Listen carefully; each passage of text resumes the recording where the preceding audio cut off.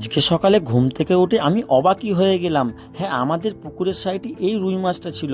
হ্যাঁ, দেখুন খালি আমি রুই মাছের ঝাল করব আর পুরো রেসিপিটা আপনাদের সাথে শেয়ার করব।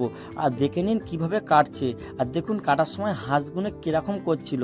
এরকমভাবে সুন্দর করে কেটে নেবেন, ভালো করে পরিষ্কার করে নেবেন। হ্যাঁ, দেখেছেন, পরিষ্কার হয়ে গেলে এটাকে সুন্দর করে কেটে নেবেন। হ্যাঁ, পিস পিস করে ভালো করে কাটার পরে এটাকে ধুয়ে নেবেন, সুন্দর করে জল দিয়ে ধুয়ে নেবেন। তারপরে মাছটাকে ভেজে নেবেন। দেখুন কত সুন্দরভাবে মাছটা ভাজা হচ্ছে। দেখেছেন, অনেক কটা মাছ দিয়ে আপনারা সুন্দর করে ভেজে নিতে পারবেন।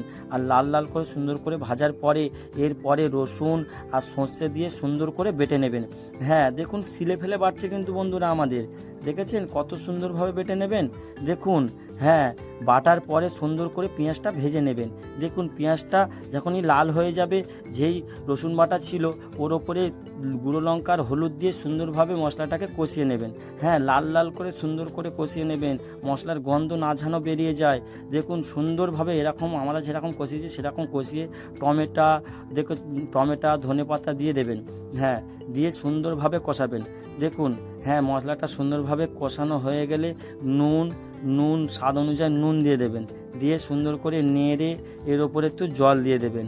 হ্যাঁ, দেখুন খালি বন্ধুরা, এর উপরে জল দিয়ে দেবেন আপনাদের অনুযায়ী, ঝাল করা হবে তো সেরকম অনুযায়ী। ফুটলে ওর ওপরে মাছ দিয়ে দেবেন। হ্যাঁ, দেখুন আমরা কিভাবে মাছটা দিচ্ছি।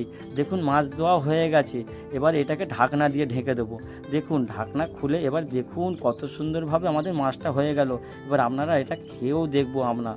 দেখুন মাছের তো স্বাদ তো সেরকমই হয়েছে, আমি তো খেয়ে দেখছিলাম বন্ধুরা, কত অসাধারণ হয়েছে।